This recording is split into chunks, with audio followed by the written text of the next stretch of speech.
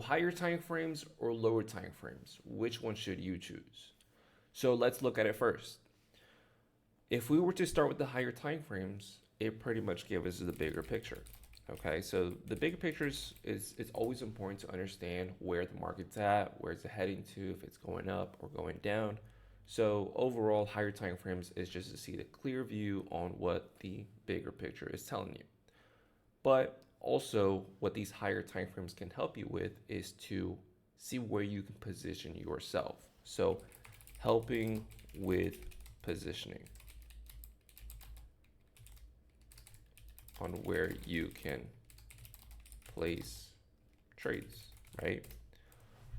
Another thing why we look at the higher time frames is because higher time frames, it really what shows you what can control the market. So for instance, if we were to say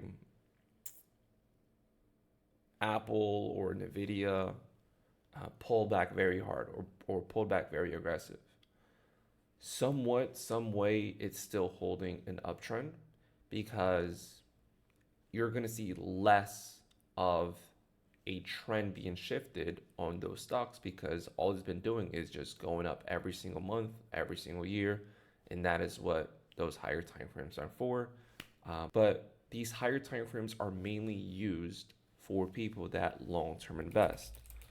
Longer or long-term investing and averaging down positions, and that's what the higher time frame. That's what the higher time frames are for, is to long-term invest and average down positions. So basically, higher time frames is where we can say every week or every 4 weeks or every month, if we see big pullbacks, those are opportunities for us to enter. And that is what higher time frames are there for. Another thing that you have to realize when it comes down to these higher time frames is that it's slower, way slower. So that just means that the movements, the run-ups or the run-downs, it's going to take time for it to play out. So let's just say if the market reached a new high, right? If the market reached a new high and it's ready to come back down, it's going to be kind of slow, right? It can last for a couple of days, it can last for weeks, or maybe it can even last a couple months, just for the market to, run down a little bit, right? And that is what the higher time frames are for. But now, these lower time frames is where things can be like, much more fast paced, right? Fast paced. You see quick up moves, quick down moves. You may see hours of a downtrend. You may see hours of an uptrend.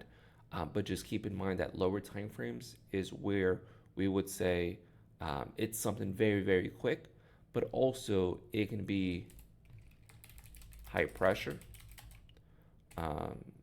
trends shifting a lot. And that's what happens, right? So keep in mind that when you're on these lower time frames, all you're doing is that you're reading the orders that comes in on a daily basis. So let's say, if, for example, if I were to be on a 5 minute time frame or on a 1 minute time frame, maybe in the pre-market or maybe at the stock market opening, we may see some like crazy run-ups on a stock, right? But then out of nowhere, 15 minutes in or 20 minutes in, the market may shift right back down, right? And that's where, the trend can be shifted, much more because, that's what part of that lower time frame is about, because all we're doing is we're seeing or we're watching the candlesticks, but we're seeing on how those candlesticks get printed on those lower time frames, because the lower time frames is what creates the higher time frame, trend, right? If you think about it. But that's what the lower time frames are for. Who uses the lower time frames is day traders and scalpers. Okay, so these traders here, they use the lower time frames because what do they want to do? They want to get in and they want to get out, get in and get out, because they might want to make their 500 bucks, 1,000, 3,000, whatever it is, very, very quick, right? Because what they really don't care is about the higher time frames, because higher time frames might take some time for it to confirm a key level or just come back down to a key level. So what they do is use these lower time frames, and they can still use it like a higher time frame, way of like analyzing, trading, and stuff like that. But if they want to kick up the speed a little bit, then that's what the lower time frames are there for. So at the end of the day, what is the best time frame to use? I would say just ask yourself, do you want to trade the markets in a much more longer approach and slower? Then it will be the higher time frames.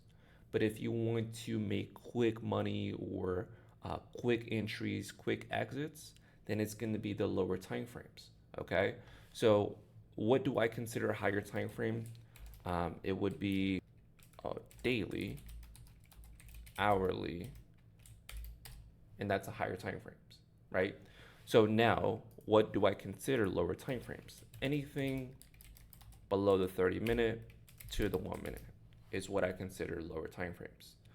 So at the end of the day, you have to choose, what do you really want to do, right, in the markets. Do you want to trade the stock market, Forex market, crypto market as a lower time frame trader, or do you want to position yourself and take it much more longer term based, and that would be the higher time frames.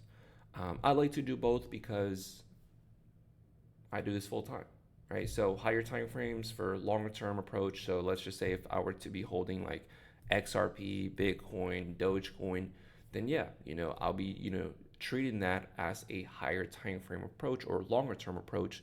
So I'm not really expecting an outcome within the next,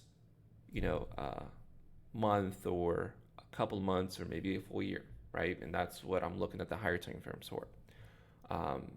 But now let's just say if I want to use a lower time frames, and that's where I can jump onto the screens on a daily basis every single morning and see what gapped up, what gapped down, and can I capitalize on those small mini movements that we see on that lower time frame chart. And if I do, then hey, I have to remind myself that this is a fast game. I have to make quick decisions. There's going to be more pressure, of course. The trends are going to be shifting a lot, meaning that there could be, stop loss, break evens being hit, but it's manageable, right?